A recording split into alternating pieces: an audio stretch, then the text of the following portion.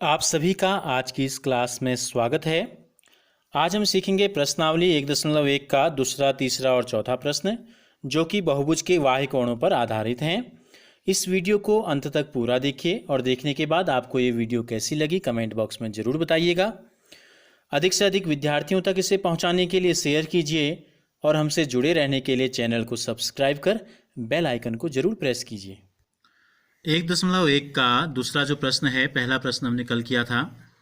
दूसरा प्रश्न है, किसी प्रश्नोत्तरी में सही उत्तर के लिए धनात्मक अंक दिए जाते हैं और गलत उत्तर के लिए ऋणात्मक अंक दिए जाते हैं। इसका मतलब यह है कि अगर आपने सवाल सही किया तो आपको अंक मिलेंगे और गलत अगर आपने उत्तर दे दिया है तो आपके अंक जो प्राप्त किए थे आपने पहले से, उसमें से नंबर कट जाएंगे आपके। यदि 5 उत्तरोत्तर चक्करों में, यानी कि 5 बार इसने लगातार टेस्ट दिया जैक ने, और उसको अंक प्राप्त हुए, पहली बार में उसको 25 अंक प्राप्त हुए, दूसरी बार में उसने ऋण 5 प्राप्त किए, फिर ऋण 10, फिर 15 और 10 लास्ट में, तो बताइए कि अंत में उसके अंकों का कुल योगफल कितना था। तो 5 राउंड के उसके नंबर आपको दिए गए हैं, 1 2 3 4 5। तो हमको बताना है कि जैक द्वारा कुल अंक कितने प्राप्त किए गए, सबका टोटल आपको बताना है। तो पहले तो हम लिख लेंगे कि जैक द्वारा 5 उत्तरोत्तर चक्करों में प्राप्त अंक कितने हैं। प्राप्त अंक, कितने अंक प्राप्त किए उसने पहले लिख लेते हैं। देखो, पहले में 25 प्राप्त किए, दूसरे में ऋण 5, तीसरे में ऋण 10, फिर 15 का मतलब धन 15 है और 10 का मतलब भी धन 10 है। तो हमने बताया कुल योग, उसके अंकों का कुल योग। तो कुल योग हम लिख लेते हैं, आप चाहो तो अच्छे से लिख लें। जैक द्वारा प्राप्त किए गए अंकों का कुल योग लिख लीजिए आप अच्छे से, बराबर। तो कोई योग है तो योग का मतलब क्या होता है, कौन सा साइन हम इस्तेमाल करते हैं, प्लस। तो हम क्या कर देंगे, सबके बीच में आप प्लस लगा दो। पहला चक्र ये हो गया धन, दूसरे चक्कर में ये लिया धन, तीसरे राउंड में इतने नंबर, चौथे राउंड में 15 नंबर और 5वें राउंड में 10 नंबर। हमने क्या किया, सबके बीच में क्या लगा दिया, प्लस। क्यों? क्योंकि हमको क्या निकालना है, सम निकालना है, योग निकालना है सबका।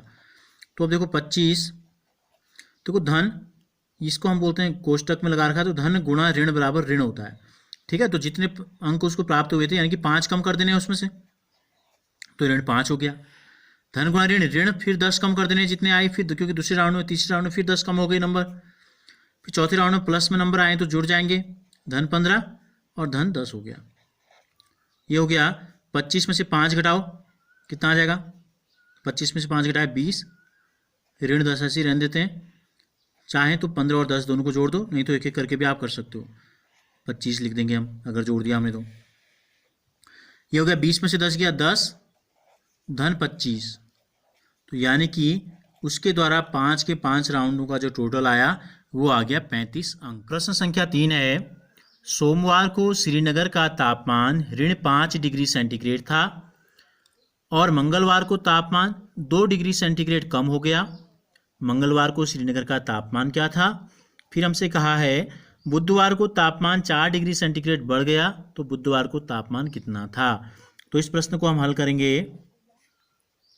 हमको क्या दिया है, हमको दिया है सोमवार को श्रीनगर का तापमान, श्रीनगर का तापमान कितना था, लिख लेंगे बराबर ऋण 5 डिग्री सेंटीग्रेड। मंगलवार को तापमान में कितना बदलाव आया, फिर लिखेंगे मंगलवार को तापमान में कमी हुई है, तो हम यहाँ पर वृद्धि क्या लिख देते हैं, बदलाव लिख लेते हैं। वृद्धि या कमी की बजाय हम लिख, अब जो बदलाव हमें दिया गया है, क्या दिया है, 2 डिग्री सेंटीग्रेड कम। तो कम के लिए हम क्या करते हैं, ऋण चिन्ह का हम प्रयोग करते हैं। तो ऋण 2 डिग्री सेंटीग्रेड, ऋण का मतलब है तापमान में कमी होना, कितना कम हुआ, ऋण 2 डिग्री सेंटीग्रेड। तो मंगलवार को तापमान में बदलाव ही हुआ, तो इसलिए मंगलवार को श्रीनगर का तापमान कितना हो गया, श्रीनगर का तापमान अभी कितना था, आज मंडे के दिन था, सोमवार के दिन था, ऋण 5 डिग्री सेंटीग्रेड। कम होने का मतलब हमने क्या कहा, ऋण 2 डिग्री सेंटीग्रेड और हो जाएगा। चाहो तो आप इसको ऐसे भी लिख सकते हैं, ऋण 5 डिग्री सेंटीग्रेड धन ऋण 2 डिग्री सेंटीग्रेड, बात एक ही है। सीधे ऋण लिखो या धन लगा दो आप। तो ये हो जाएगा ऋण 5 डिग्री सेंटीग्रेड धन गुणा ऋण ऋण 2 डिग्री सेंटीग्रेड, ऋण 5 और ऋण 2 ऋण 7 डिग्री सेंटीग्रेड। यानी कि मंगलवार को तापमान कितना हो गया, ऋण 7 डिग्री सेंटीग्रेड। आप इसको आप ऐसे भी समझ सकते हैं।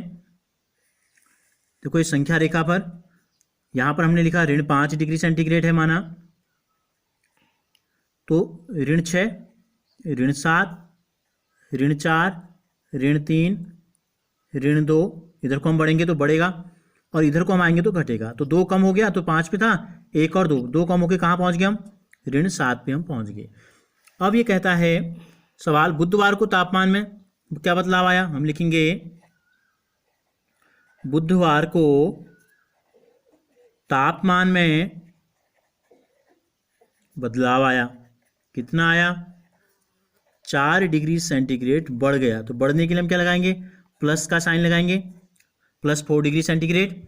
इसलिए बुधवार को तापमान कितना था, हम ये लिख लेते हैं सीधे, श्रीनगर का तापमान मंगलवार के दिन कितना था, ऋण 7 डिग्री सेंटीग्रेड। जब हम ये कहते हैं कि बुधवार को तापमान जो है 4 डिग्री सेंटीग्रेड बढ़ गया, तो इसका मतलब है कि मंगलवार की तुलना में, हम तुलना किससे कर रहे हैं, मंगलवार से। तो मंगलवार का तापमान कितना आया था हमारा, ऋण 7 डिग्री सेंटीग्रेड। इसमें प्लस कर देंगे कितना, +4 डिग्री सेंटीग्रेड को आपने प्लस कर दिया, तो -7 डिग्री सेंटीग्रेड। धन गुणा धन धन 4 डिग्री सेंटीग्रेड।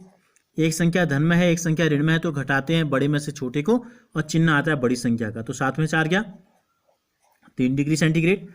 अगर हम इसको ऐसे देख लें यहाँ से, तो यहाँ से भी हम इसको समझ सकते हैं। अब देखो 7 ऋण 7 था, 3 बढ़ा, तो बढ़ने का साइन कहाँ को होगा, कहाँ को बढ़ेगा, यहाँ को हम बढ़ते हैं जब आगे जाते हैं दाईं तरफ। तो यहाँ से 1 2 3 कदम अगर हम आगे आ जाएंगे तो कितना हो जाना चाहिए, 4 डिग्री बढ़ गया था, ऋण 7 में से 4 गया, 3 डिग्री पे हम पहुंचे। तो ऋण 7 से 1 2 3 4, ठीक हो गया, 4 डिग्री बढ़ा है, तो हम आ गए यहाँ पर। तो उत्तर कितना आ गया, ऋण 3 डिग्री। संख्या 4 है, एक हवाई जहाज समुद्र तल से 5000 मीटर की ऊंचाई पर उड़ रहा है। एक विशिष्ट बिंदु पर यह हवाई जहाज समुद्र तल से 1200 मीटर नीचे तैरती हुई पनडुब्बी के ठीक ऊपर है। पनडुब्बी और हवाई जहाज के बीच की ऊर्ध्वाधर दूरी कितनी होगी।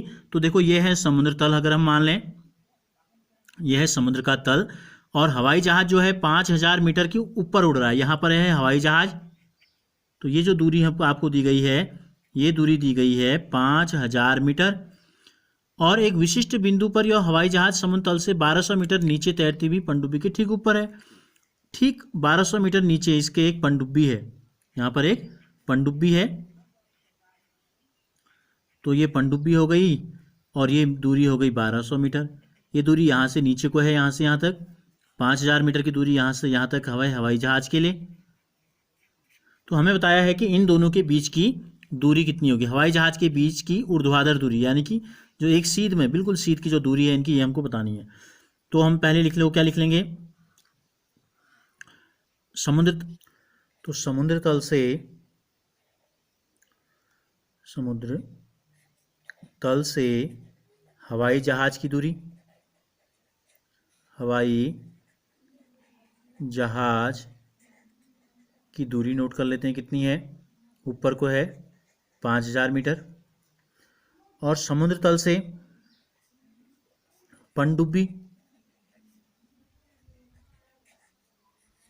की दूरी कितनी दी गई है, 1200 मीटर। वैसे अगर हम चिन्हों के साथ अगर हम इसका इस्तेमाल करते हैं तो देखो समुद्र तल से ऊपर की ऊंचाई को प्लस में लिया जाता है और नीचे की दूरी को जो है ऋण में लिया जाता है। तो अगर हम इसको पूर्णांकों के रूप में दर्शाएं तो ये धन 5000 मीटर है और यह है ऋण 1200 मीटर। लेकिन हमें करना क्या है, अभी इन दोनों के बीच की ऊर्ध्वाधर दूरी बतानी है। हमें बतानी है ऊर्ध्वाधर दूरी, आप लिखेंगे हवाई जहाज और पनडुब्बी के बीच की ऊर्ध्वाधर दूरी बराबर लिखेंगे। देखो कितना है, ऊपर को कितना है 5000 और नीचे को कितना है 1200। यहाँ पर हमको इनके चिन्हों को लिखने की ज़रूरत नहीं है। 5 में 5000 में 1000 जोड़ के 6000 और 200, तो ये कितना हो गया 6200 मीटर की दूरी उन दोनों के बीच में है। अगर आपने इससे पहले के वीडियोस नहीं देखे हैं तो ये जो लिंक आपको दिखाई दे रहा है जिसमें क्लास 7 मैथ्स लिखा है, इस पे आप क्लिक करेंगे तो इससे पहले के सारे वीडियोज आप